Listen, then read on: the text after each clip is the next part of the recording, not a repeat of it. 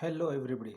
Once again I am here for the last point of this unit, that is acoustics and ultrasonics, and which is very easier one, that is to be as an applications of the ultrasonics. Why we are studying these ultrasonic waves and how these ultrasonic waves are going to be effective in our life, and what are the applications related to these ultrasonic waves, that we will see in detail. The very simple one and the biggest one use of this ultrasonic waves is to be to find out the depth of the sea. Now it is we are aware about that the piezoelectric effect, how it is going using the piezoelectric effect, how the ultrasonic waves are going to be generated.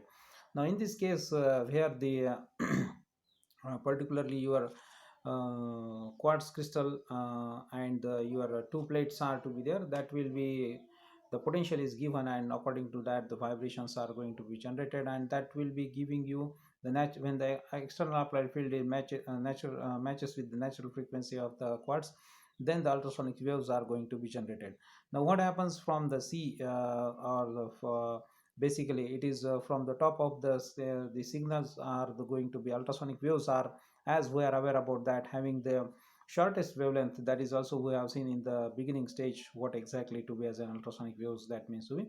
As we are aware about that, it is nearly having the frequency range greater than the 20 kilohertz. That's why it is having the very shorter wavelength, and that's why it comes very fast back. म्हणजे कमी वेळामध्ये ती लगेच वापस येते, आणि त्याच्यामध्ये जो काही एरर जो आहे, लॉस ऑफ द सिग्नल हा फार कमी असतो, आणि त्यामुळे ही सिग्नल जेव्हा म्हणजे depth of the sea calculate करत असताना, म्हणजे पाण्याच्या सरफेस एरियापासून जर समजा आपण खाली ते सिग्नल सोडले, अल्ट्रासॉनिक वेव्ह जर सोडले, आणि त्याची व्हेलॉसिटी आपल्याला माहीत असेल, तर रिफ्लेक्ट होऊन बॅक आल्यानंतर ते पुन्हा एक ऑसिलोग्राफ, म्हणजे आपण जर समजा CRO वगैरे जर घेतला, तर त्याने तो डिटेक्ट केला, तर जो काही टाईम बिंग लागला, त्याची व्हेलॉसिटी काय होती आणि त्याला टाईम किती लागला वापस यायला, त्याच्यावरून आपल्याला त्याची डेप्थ म्हणजे डिस्टन्स, म्हणजे आपण जसं म्हणतो की velocity is equal to what ever be the distance upon time is to be there. आता त्याच रिलेशनचा वापर करून आपण इथं वेलॉसिटी माहिती आहे, टाईम माहिती आहे, म्हणजे वेलॉसिटी जो सिग्नल सेंड करायला ती वेलॉसिटी आपल्याला माहिती आहे, आणि त्याचप्रमाणे किती टाईम लागला दॅट इज टू बी आपल्याला माहीत असेल, तर आपण डिस्टन्स किती आहे ते आपण कॅल्क्युलेट करू शकतो इन सिम्पल वे. म्हणजे सपोज टू बी 40 किलोमीटर्स प्रमाणे जर एखादी बस ट्रॅव्हल करत असेल, तर ठराविक म्हणजे वेळानंतर ती किती अंतरावर असेल 2 तासांनी, तर आपण ते कॅल्क्युलेट करू शकतो की बुवा तिचा वेग जर समजा 40 किलोमीटर आहे, तर 2 तासांनी ती 80 किलोमीटर, म्हणजे डिस्टन्स आपण कॅल्क्युलेट केलं, आपल्याला त्याची व्हेलॉसिटी माहीत होती आणि आपल्याला तिचा टाईम माहीत होता. त्याचप्रमाणे depth of the sea calculate करतात जेव्हा आपल्याला सिग्नलची व्हेलॉसिटी माहिती आहे आणि त्याचप्रमाणे त्याला लागलेला टाईम माहिती आहे. मग त्याच्यावरून आपल्याला किती डिस्टन्सवर म्हणजे त्याची सीची डेप्थ आहे हे त्याच्यामध्ये कॅल्क्युलेट करतात. आणि ह्या अल्ट्रासॉनिक वेव्हचा उपयोग ह्याच्यामध्ये करण्यामागचं कारण, ह्याच्यामध्ये लॉसेस कमी आहेत आणि व्हेरी शॉर्ट वेवलेंथ असल्यामुळे ते व्हेरी फास्ट रिटर्न येतात. आणि याच्यासाठी याचा जो फॉर्म्युला आहे basically H is equal to VT/2 is to be there. Using this you can measure the instrument can directly calculate the what is the depth of the sea is to be there, and this is one of the application of this ultrasonic waves.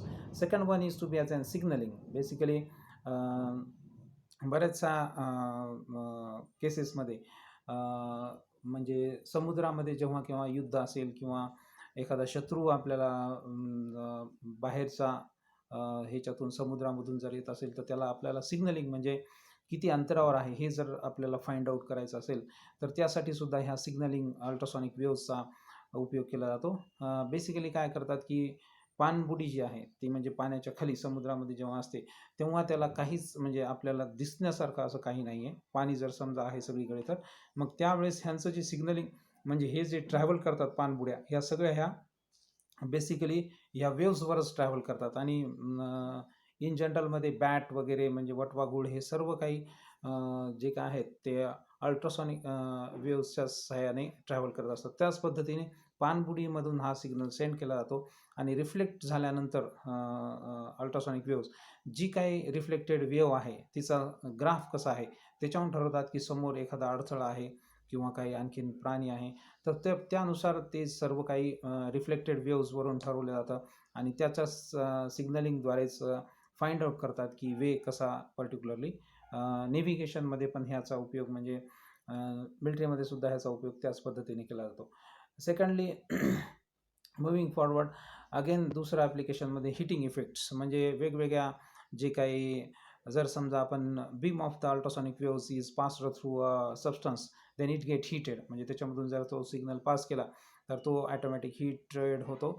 If the ultrasonic waves passes through the water at 0 degree the water can be made the boiled, म्हणजे इतक्या एक 0 degree centigrade जर वॉटरचं temperature असेल म्हणजे as good as आईसच्या फॉर्ममध्ये, आणि त्याच्यातून ultrasonic waves जर पास केले तर अचानक तुम्हाला फाइंड आउट होईल की ते एकदम उकळायला लागले. That is what the heating effect, म्हणजे हीट करण्यासाठी सबस्टन्स त्याचा बेसिकली अल्ट्रासॉनिक वेव्सचा उपयोग करतात.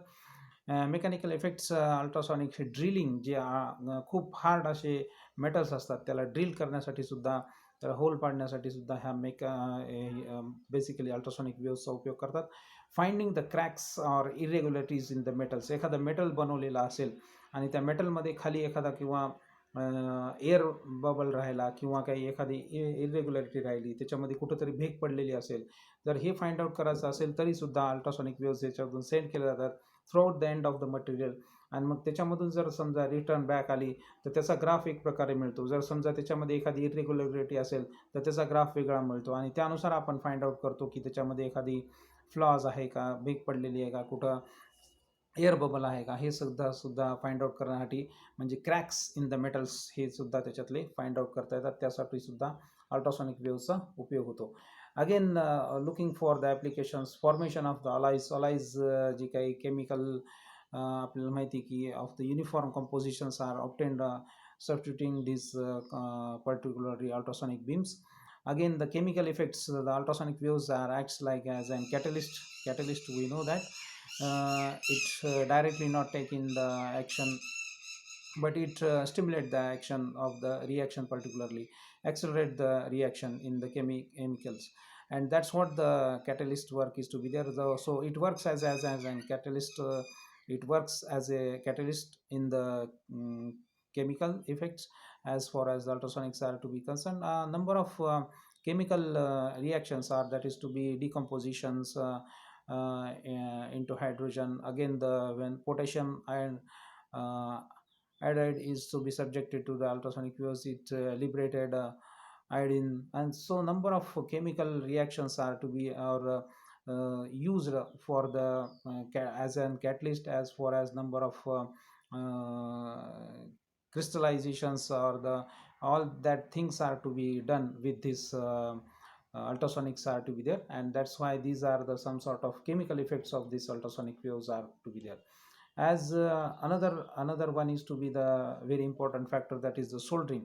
Now nowadays the different types of the pots are coming, not only aluminum, but the aluminum and the steel and the copper are going to be joined, and in this case the such type of the soldering is to be done using these ultrasonic waves.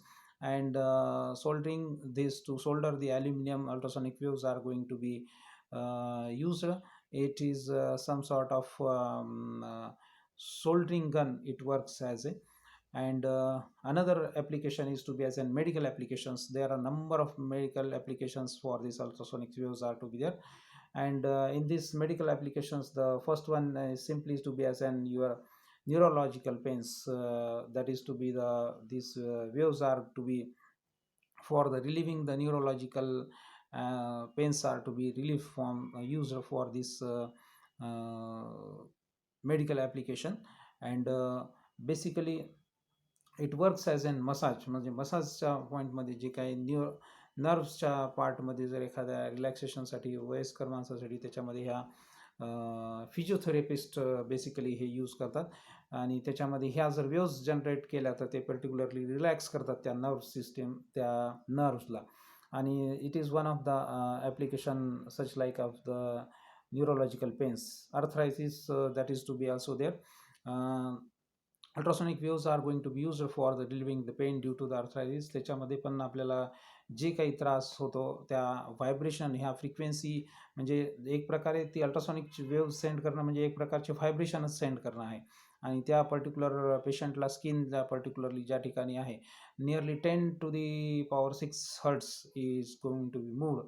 म्हणजे तेवढ्या फ्रिक्वेन्सीचं, म्हणजे जवळपास 1000 kilo हर्ट्सचा जर समजा frequency रेंजची ultrasonic wave जर send केली, तर त्या प्रकारचं स्किन पेन्ससाठी पेशंटला त्याच्यामध्ये उपयोग होतो आणि ते रिलीफ करतं particularly pain related with the arthritis. Again to be as an contracted fingers, त्याच्यामध्ये सुद्धा बेसिकली ह्या अल्ट्रासॉनिक वेव्ज आर यूज होतो. आणि लूजन अप द स्केअर टिश्यूजमध्ये पण पर्टिक्युलरली ह्या अल्ट्रासॉनिक वेव्सचा उपयोग होतो.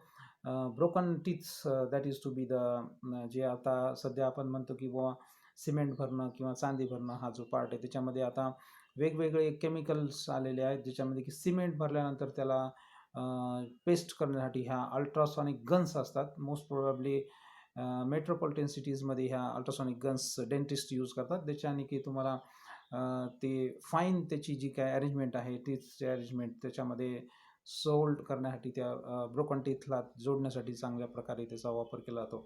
Again in medical application bloodless surgery USA basically use करते. USA मधले डॉक्टर्स मॅक्सिमम प्रमाणामध्ये ब्लडलेस सर्जरी, म्हणजे इवन इफ तुमच्या ज्या इम्पॉर्टंट म्हणजे सर्जरीज आहेत ब्रेन्स रिलेटेड, त्या ब्रेन सर्जरीजमध्ये ब्लड लॉसमुळे डेथ होते पेशंटची, तेही कमी करण्यासाठी मोस्टली अमेरिकन डॉक्टर्स ह्या प्रकारची ब्लडलेस सर्जरीसाठी सुद्धा या अल्ट्रासॉनिक वेव्हचा उपयोग करतात. Sterilisation it is one of the chemical, जसे की केमिकल इफेक्ट्सच्या पॉईंट ऑफ व्ह्यूने बघितलं आपण, तसाच हा एक पार्ट म्हणायला हरकत नाही. केमिस्ट्रीमध्ये स्टरलायझेशन हा जो पार्ट आहे रिलेटेड प्रॉपर्टी त्याची ती करण्यासाठी, स्टरलायझेशन करण्यासाठी सुद्धा त्याच्यामध्ये या अल्ट्रासॉनिक वेव्हचा उपयोग होतो. Enemy of the lower life, basically काही जे आपल्याला प्राण्यांपासून त्रास असतो, म्हणजे रॅट्स असेल, फ्रॉग असेल, फिश असेल, काही अशा प्रकारच्या, त्यांना लुळं पांगळं करण्यासाठी सुद्धा ह्या पर्टिक्युलरली ह्या अल्ट्रासॉनिक वेव्सचा उपयोग केला जातो. Actually, there are number of applications related with these ultrasonic waves, and due to that, this ultrasonic waves production is to be very much important as far as the day-to-day life is going to be concerned, or many applications related with the navigations and the signaling in the military also. These type of the ultrasonic waves are very useful in for a human being, and that's why this as far as the ultrasonic waves are going to be concerned, it is having the not only the mechanical but the biological, chemical and physical and industrial uses are also to be there. And these all fields, these ultrasonic waves are going to be useful, and that's why this importance of this particularly ultrasonic waves are going to be increased due to these applications. And this is what the last point of this ultrasonic waves. And thank you for the joining this session, and this is what the ultrasonic waves application points are to be there. And this is what the your syllabi is going to be over for as far as these waves are going to be concerned. If you look at this, all these units are based with the waves. We started with the wave first unit, then secondly we have gone through the stationary wave, and the third one is to be as an free and forced vibration, and the last one to be as an acoustics and the ultrasonics. If you look at all the four, the units are to be based with the waves. That is what this total semester is dedicated to, waves. And waves are generated with the vibrations. That is the case where this total syllabus is to be covered as far as yours this semester is going to be concerned. So good luck, and thank you for the joining this session. Be at home and be safe.